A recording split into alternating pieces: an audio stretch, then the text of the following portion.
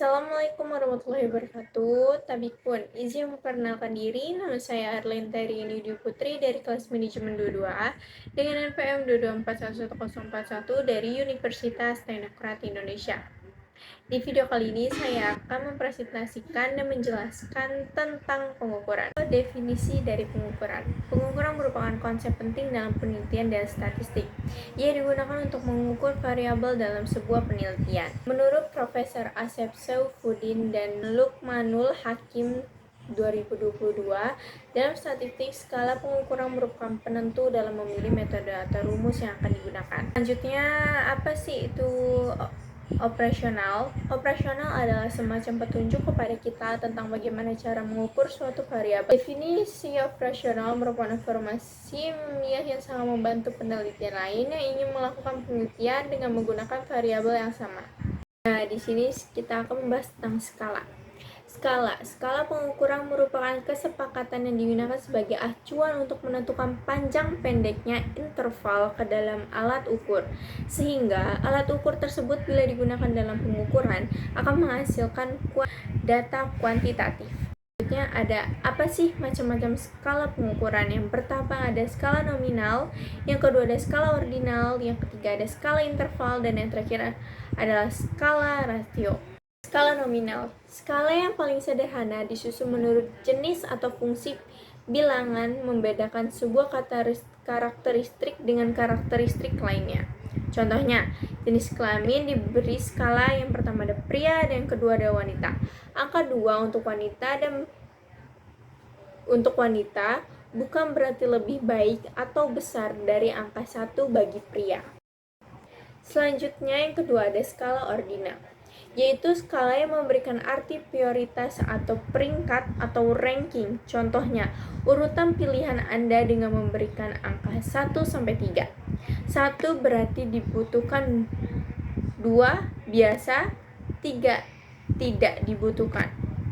Benda, titik kosmetik atau aksesoris, titik buku atau artikel, dan yang ketiga tiket atau traveling.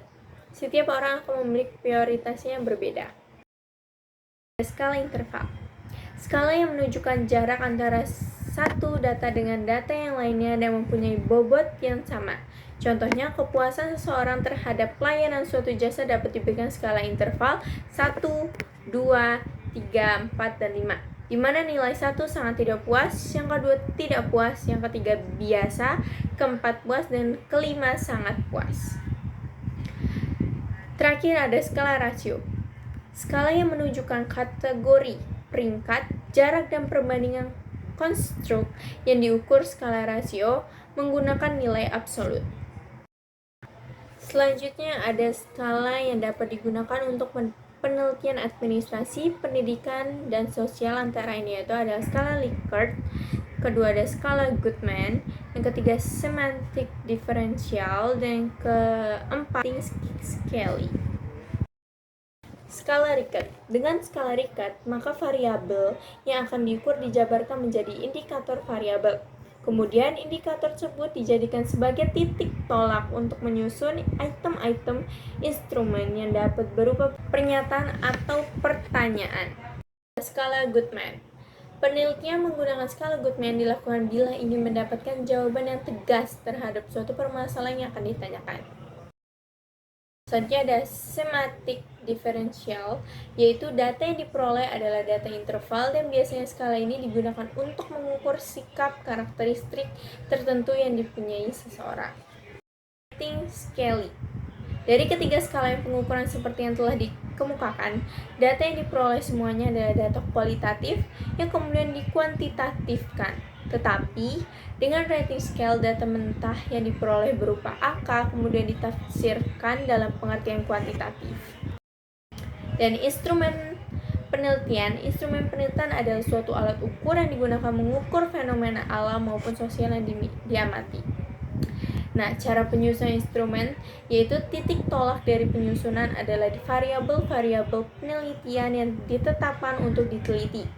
Dari variabel-variabel tersebut diberikan definisi operasionalnya, dan selanjutnya ditentukan indikator yang diukur. Dari indikator ini kemudian dijabarkan menjadi butir-butir pertanyaan atau pernyataan.